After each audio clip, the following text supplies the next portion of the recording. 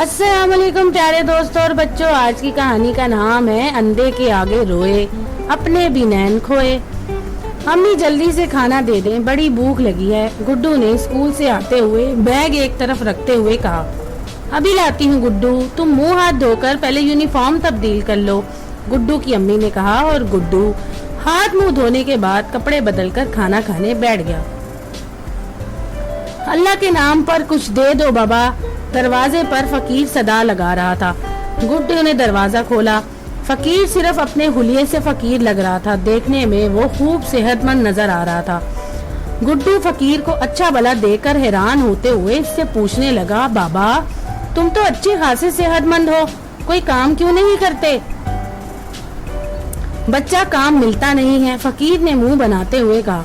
बाबा काम तो बहुत है, मगर यूं कहो कि तुम्हारा काम में दिल नहीं लगता। अच्छे भले होते हुए भी भीख मांगने हैं तो बहुत बुरी बात है। गुड्डू की अम्मी दरवाजे पर खड़ी गुड्डू की बातें सुन रही थी। उन्होंने फकीर को 1 रुपए का सिक्का देते हुए दरवाजा बंद कर लिया। अम्मी आपने फकीर को 1 रुपया क्यों दिया? वो तो मुकम्मल सेहतमंद था, मैं तो इसे समझा रहा था। कोई फायदा नहीं गुड्डू, ये पेशावर बेकारी है, इनका काम यही है, इनको नसीहत करना फजूल है। यूं समझ लो कि अंधे के आगे रोएं अपने भी नैन खोएं।